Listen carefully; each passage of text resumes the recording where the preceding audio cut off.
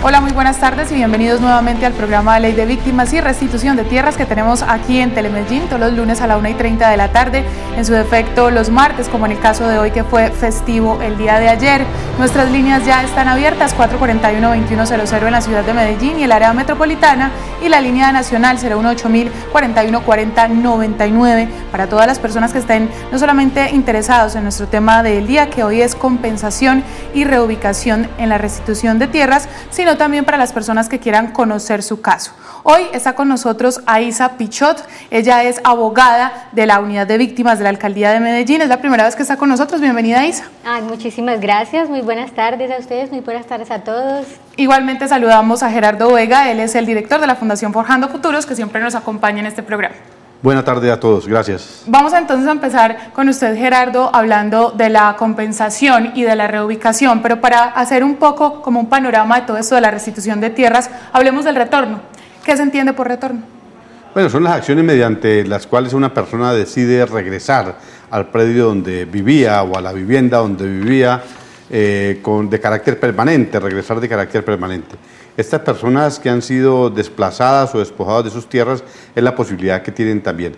Yo quiero recordar que el retorno no está necesariamente ligada a la restitución de tierras y que no es una figura que obligue para poder restituir la tierra que tenga que retornar. Son figuras independientes, separadas y autónomas.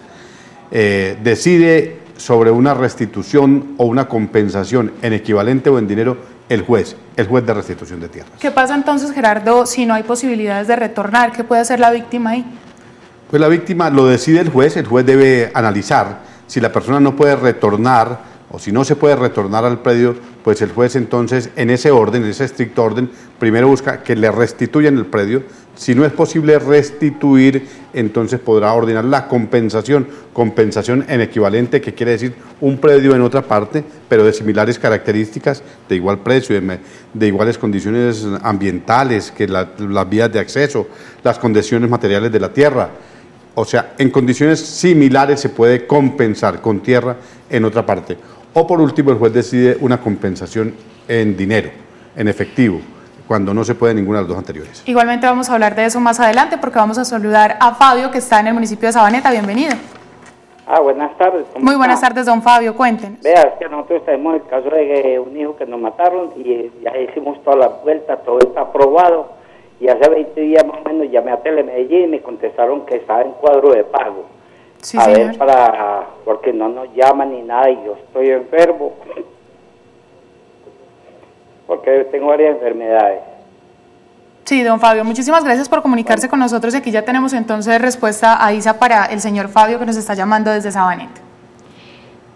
Muy buenas tardes, don Fabio. La pregunta es la siguiente, lo ideal es que usted se acerque al centro de atención a víctimas más cercano, en este caso si es Sabaneta, sería la personería de Sabaneta, para que le soliciten cita con los enlaces integrales o los enlaces de reparación para poder priorizar ese proceso o ese cuadro de pago debido a la edad o en caso de que tenga una enfermedad terminal o una enfermedad de alto costo. ¿Hay algo para agregar en este caso de don Fabio, Gerardo? No, que se debe acercar para que le den la cita o el agendamiento, como dicen en la unidad, para que allí puedan hacerle estudio de priorización y si es del caso, pues entonces avanzar mucho más rápido en el pago de la indemnización. ¿Esta sería la única manera, Isa, de que él pueda acceder a su indemnización mucho más rápido? Sí, lo ideal es que siempre que tengan un proceso, sea proceso por 1290 o proceso por 1448, los procesos de 1290 digamos que deben tener prioridad al momento de los pagos de la indemnización por ser procesos que vienen mucho de tiempo un poco más atrás que los procesos que empezaron por 1448. Entonces lo ideal siempre es acercarse al punto y solicitar ese agendamiento con los enlaces de reparación. Muy bien, 441-2100, nuestra línea aquí en la ciudad de Medellín y el área metropolitana, y la línea nacional 018-4140-99 para todas las personas que, como don Fabio, quieren saber acerca de su caso o saber acerca de la reubicación, por ejemplo. ¿Qué significa esto? La reubicación es cuando las familias que se desplazan y se ubican en un nuevo territorio, en una nueva ciudad, desean establecerse en ese lugar. ¿cierto? Entonces, en el caso de Medellín, las personas que se han visto obligadas a salir forzadamente de sus ciudades o de sus municipios y que deciden estar en la ciudad de Medellín, inician un proceso de reubicación en Medellín o en otra ciudad donde tengan una red social o familiar que los pueda apoyar en su proceso de acomodar en el nuevo territorio, que no significa necesariamente regresar al lugar del que fueron expulsados. ¿Qué ejemplos, Gerardo, emblemáticos, por decirlo de alguna manera, tenemos de retorno aquí en Antioquia? Bueno, aquí es muy conocido los retornos de San Carlos, que ha sido un esfuerzo desde la administración municipal, desde la anterior inclusive administración municipal, se trabajaba en conjunto con la Alcaldía de Oriente, en especial con la de San Carlos, donde la gente, de manera concertada con la administración municipal y con las entidades que atendían el desplazamiento, pues han adelantado el retorno de esas familias. Yo quiero decir además que me excusa devolverme un poco que la ley, la 1290, cuando hablamos de la 1290 aquí, es la normatividad o la legislación por la cual se hacía la reparación de las víctimas antes del 2011, antes de junio del 2011. Después del junio del 2011 se empieza una nueva normatividad que es la ley 1448, que es la actual ley de víctimas y restitución de tierras. Por eso se dice que se prioriza, porque vienen de tiempo atrás. Se inscribieron, les correspondía esa regulación y aún no han sido indemnizados, por eso se les puede priorizar ahora. Si bien no estamos hablando de ese tema, es bueno recordarle a todos nuestros televidentes quiénes son esas personas que pueden estar priorizadas ahí. Las personas que pueden ser priorizadas en caso, como decía ahorita don Fabio, que tienen alguna enfermedad, los mayores de 70 años, ¿qué otras condiciones podrían tener en cuenta por parte de la unidad para eso?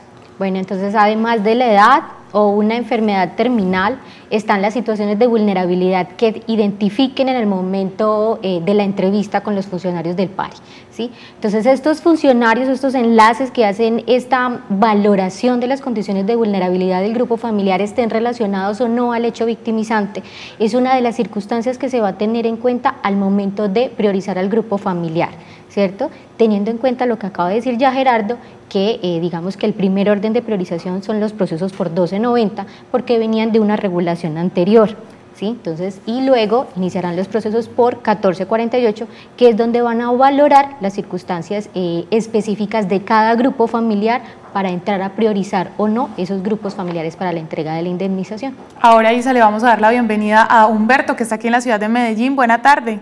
Gracias, señorita. Muy buenas tardes. ¿Cómo me le va, don Humberto? Qué pena volverlos a molestar, que ya había llamado, pero sí, es que un recurso de reposición, de reparación de víctimas por mi papá, que ustedes me habían dicho que estaba incluido para el cuadro de pago, y Bogotá me dice que está en estudio.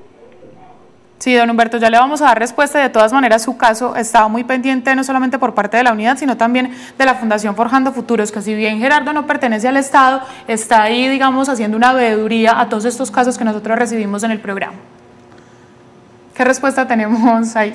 Bueno, su proceso es por ley 1448, es decir, que es un proceso que entra por la regulación nueva. Luego de la respuesta al recurso de reposición y subsidio de apelación que usted interpuso, la unidad decidió cambiar la decisión o revocar la decisión y proceder a incluirlo en el registro de víctimas. Toda vez que su proceso entró por la ley 1448, significa que el tiempo para entregar las indemnizaciones para los procesos que entraron por esta nueva regulación es hasta el 2021, que fue el término que expuso la ley para las entregas de las indemnizaciones en estos casos. La pregunta aquí sería si ya usted se acercó al centro de atención a víctimas más cercano y solicitó ese agendamiento con ese enlace de reparación integral, que es el quien le puede dar mayor información sobre cómo va el estado del proceso, o solicitar una priorización para la entrega de la indemnización si tiene algunas de las condiciones de vulnerabilidad relacionadas al caso. Gerardo. Es bueno decirle a don Humberto que aquí hay un funcionario de la unidad de víctimas en el máster y de manera directa nos están informando aquí a nosotros. Lo que hay en pantalla en los computadores de la unidad de víctimas es eso, que fue incluido, según la información que nos están entregando desde el máster fue incluido como víctima. Fue modificada la decisión inicial donde no lo incluían, ahora lo incluyen y debe, como dice la doctora Isa, acercarse a un punto para que la priorización, pero está incluido como víctima según la decisión que tomó la reposición que usted interpuso. Compensación y reubicación en la restitución de tierras, ese es el tema que tenemos hoy aquí en Ley de Víctimas y Restitución de Tierras, y vamos a ahondar un poco más, Isa, en ese término de compensación que ya nos había empezado a hablar Gerardo. Bueno, la compensación, digamos que el principal objetivo de la restitución de tierras es que el inmueble como tal sea restituido. Sin embargo, para nadie es un secreto que existen algunas situaciones que hacen imposible que ese inmueble sea restituido. Algunas de esas situaciones que lo hacen imposible es, por ejemplo, que el predio esté total o parcialmente destruido, que sobre ese inmueble ya haya otros procesos de restitución de tierra en curso, o que sobre ese inmueble haya sido objeto de despojos sucesivos de diferentes grupos familiares, o que sea un lugar que está en una zona de alto riesgo. Esas circunstancias hacen que el predio sea imposible de restituir. Entonces entran las medidas de compensación. Esas medidas de compensación tienen varias modalidades, ¿sí? Una de las modalidades es la compensación medioambiental o la equivalencia medioambiental, que quiere decir que cuando es imposible restituir el inmueble, entonces tratar de que el juez de restitución de tierras, porque esto lo define, es el juez de restitución de tierras, entregar un bien inmueble que sea equivalente en circunstancias de producción o del medio ambiente. Hay otra modalidad que es la modalidad económica o la equivalencia económica, que es que el predio tenga el mismo valor del que fue despojado. O la equivalencia urbana, que se refiere a que ese inmueble sea entregado en equivalencia con otro inmueble en la zona, en una ciudad donde la persona esté en ese momento reubicada. Y la equivalencia en dinero, que es cuando es totalmente imposible todas las anteriores, entonces el juez ordena que se le entregue la compensación en dinero del valor del bien que no pudo ser restituido. Y ese valor es la evaluación que le hagan la evaluación que le hagan a ese inmueble desde la unidad de restitución de tierras. Gerardo, ¿quiere añadir algo? Quería recordar también que hay una circunstancia más, es cuando hay prueba en el expediente, el juez puede mirarlo así, verificarlo así, de que se pone en riesgo la vida e integridad de la persona que reclama. Entonces, en esas condiciones también se podría hacer la compensación. Muy bien, vamos a recibir la llamada de Jorge, que está aquí en la ciudad de Medellín. Muy buenas tardes, Jorge. Jorge. Sí, muy buenas tardes, Reina, ¿cómo están? ¿Cómo le va, don Jorge? Les cuento que me encuentro en una situación muy crítica aquí en la ciudad de Medellín. Yo fui desplazado del Carmen de Oral, porque la casa me la guindaron a punta de plomo. Entonces, eso fue en el 2005. Entonces me tocó venirme con todos mis hijos. Éramos 5 hijos y nosotros 7, y tanta dificultad que ha tenido acá en Medellín, también tanta dificultad porque tenemos un niño con leucemia, fobia aguda, Brian Andrés Rendón, estuve luchando con él, se le hizo toda la droga, trasplante de médula, y mi niño se me murió hace un año. Entonces las dificultades han sido muy terribles. Entonces me tocó vender la casita por 2 millones de pesos, que me la van pagando de a 100.000 pesos cada mes. Y las ayudas que yo he tenido acá del alcalde y del gobierno han sido muy pocas. Yo hice esa cosa de desplazamiento apenas hace un año y punta nomás, porque yo no quería hacer eso, porque me decían que sí, me decían que no, entonces ya...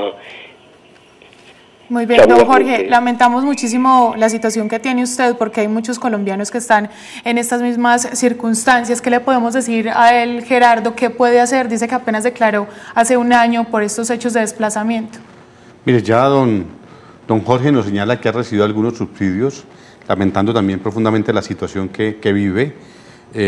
Queríamos decirle que ha sido reconocido como desplazado mediante la ley 1448. Usted hizo una declaración hace un año.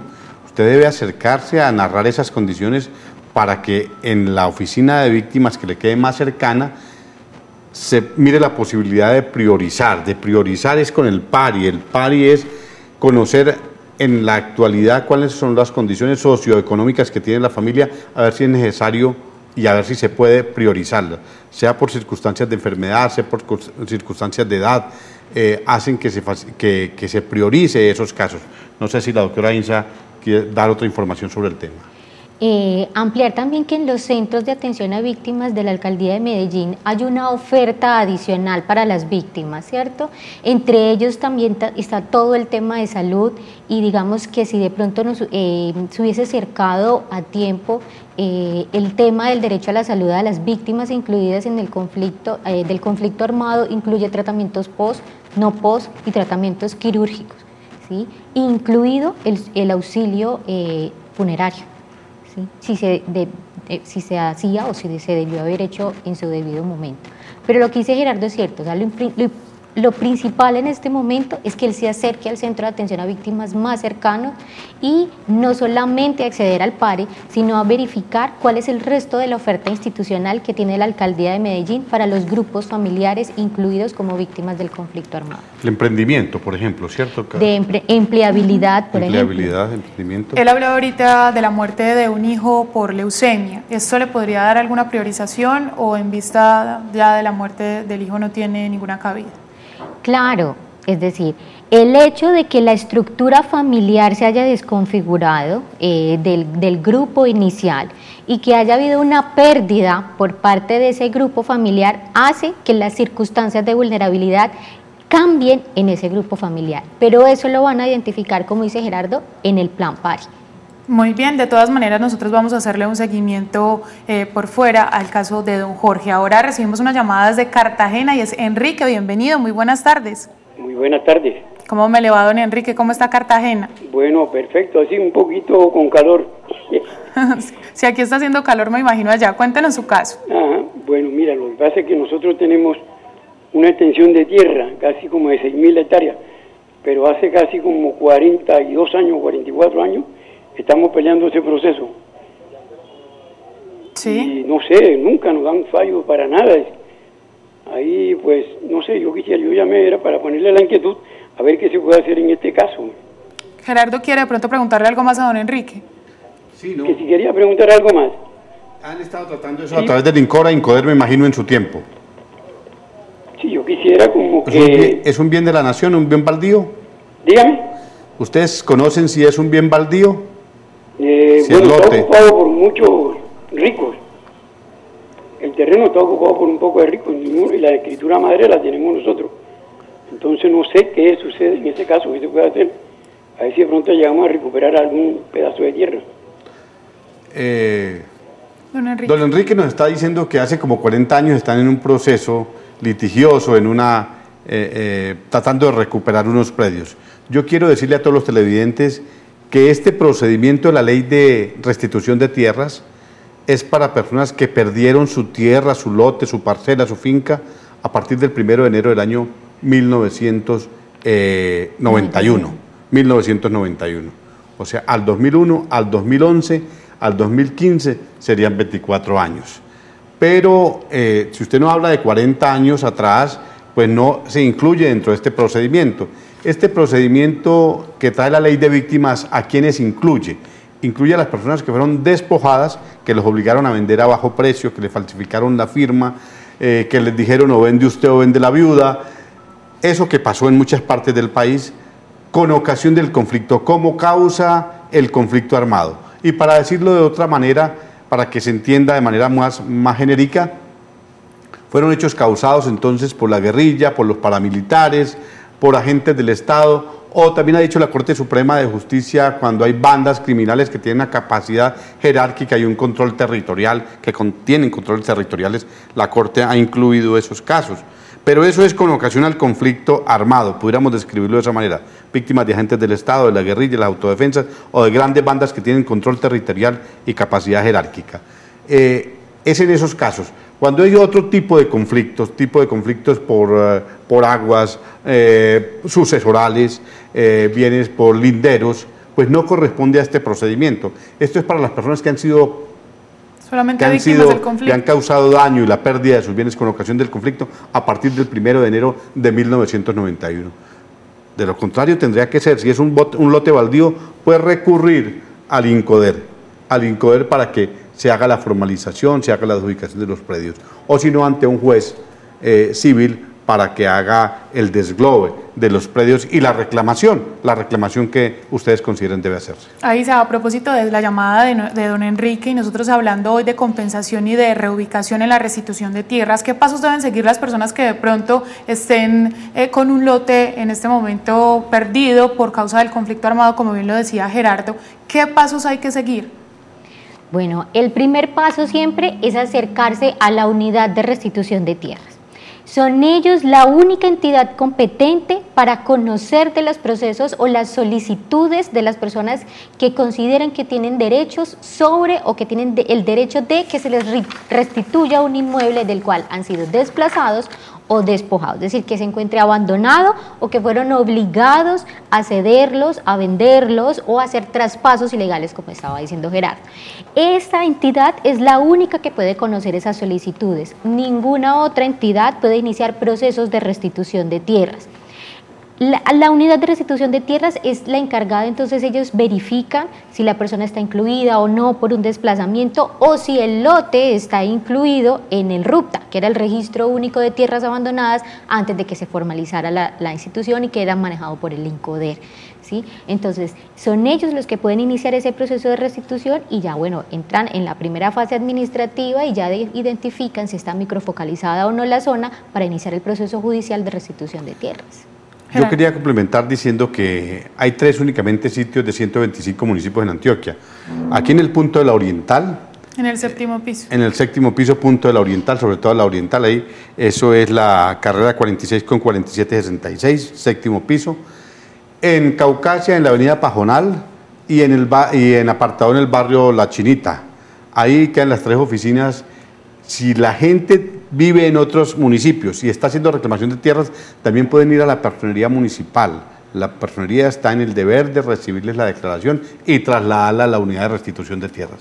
Pero las personerías, pues por la distancia, porque únicamente hay 3 oficinas en Antioquia, hay unas 25 oficinas en el orden nacional, entonces la gente puede ir a las personerías municipales para que le orienten, llenen el formato y lo envíen a la unidad de restitución de tierras. María, muy buenas tardes y bienvenida al programa. Buenas tardes, mi niña. Mira, mi pregunta es, nosotros en el 2013 llevamos documentación por mi hermano. Sí. A mí me han dicho que él no ha sido incluido. Mi papá tiene 74 años y es una persona que está enferma y nos ha tocado muy duro con él. Nunca me ha llegado una notificación. ¿Qué debo de hacer en este caso? ¿Si puedo seguir volteando o no? Doña María, ¿el trámite lo hizo su papá o lo hizo usted? No, yo lo hice, yo llevé toda la documentación, ¿cierto? Porque como él es enfermito, entonces yo la llevé, él no fue el que la hizo, fui yo. O sea que está a nombre suyo, no de su papá. Sí, o sea, cuando eso se llevaban documentos de todos los hermanos, ¿cierto? De toda la familia. Entonces yo fui la que hice el trámite.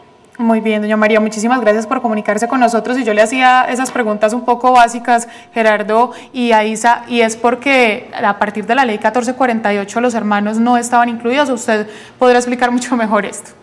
Sí, digamos que en este caso quien tiene el derecho para iniciar o para recibir la entrega de la indemnización es el padre de la víctima.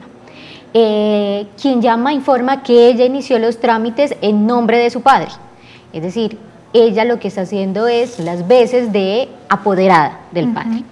Si ella es la que hizo las veces de apoderada en nombre del padre, vuelvo y repito, ella se puede acercar a cualquier centro de atención a víctimas con lo que se llama ficho de notificación, porque el primer paso es notificarse del acto administrativo. Ese acto administrativo que se llama resolución de no inclusión explica cuáles son las razones por las cuales ese grupo familiar o esa víctima no fue reconocida. Una vez se notifique de ese acto administrativo, usted tiene todo el derecho a iniciar un proceso que se llama recurso de reposición y un subsidio de apelación, que lo podrá agotar dentro de los 10 días hábiles siguientes a que se notifique. Si la persona, lo ideal es que una vez reclame la resolución se acerque a las personerías o a los centros de atención a víctimas para que un abogado o abogada la asesore en ese proceso y le realice el recurso pertinente para que lo entregue en el tiempo a las oficinas de la unidad de víctimas, porque es su derecho hacer la reposición o la apelación de esa negativa.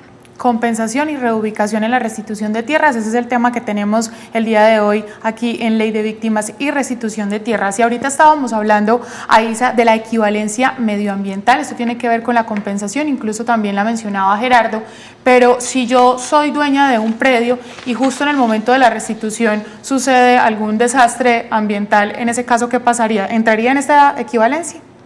Claro, o sea, si el desastre medioambiental destruye total o parcialmente ese inmueble que se va a restituir, el solicitante del proceso puede planteárselo al juez y finalmente es el juez, como dice Gerardo, quien toma la decisión definitiva sobre ese inmueble a restituir y qué tipo de compensación puede entrar a surtirse en ese proceso. Algo importante que de pronto debemos darle a conocer a las personas, y qué pena que me devuelva, es que cuando alguien considere o se vio afectado por el despojo o por el desplazamiento y por lo tanto la tierra quedó abandonada, es importante que inicien el proceso de protección jurídica del inmueble. Esa protección jurídica del inmueble la pueden hacer en cualquier personería o en los centros municipales de atención a víctimas. Es una solicitud que se le envía a la unidad de registro de instrumentos públicos o a catastro para hacer una anotación, sea en la ficha catastral o en la matrícula inmobiliaria del inmueble, que el inmueble se encuentra abandonado o afectado por la violencia. Eso es una manera o una garantía de sacar el inmueble del comercio y evitar que terceros puedan apropiarse o negociar con el inmueble. ¿Sí? Es una garantía para el proceso de restitución de tierras. Es Aiza Pichot, ella es abogada de la Unidad de Víctimas de la Alcaldía de Medellín. Muchísimas gracias por estar con nosotros el día de hoy, e igualmente a usted, Gerardo Vega, director de la Fundación Forjando Futuros. Recordemos el teléfono rápidamente de la Fundación, porque las personas que hayan quedado con alguna duda sobre el tema de hoy o otro tema que tenga que ver con la Ley 1448, Ley de Víctimas y Restitución de Tierras, allí en la Fundación lo pueden hacer, aclararlas. 414-3572, 414-3572, lo mismo el teléfono de la unidad. Bueno, el de nosotros es la línea de la Alcaldía de Medellín, ¿sí? Y allí los identifican o les llevan las llamadas a las diferentes sedes de acuerdo al lugar que quede más cercano. K11 es Belencito, Tricentenario o la UPJ.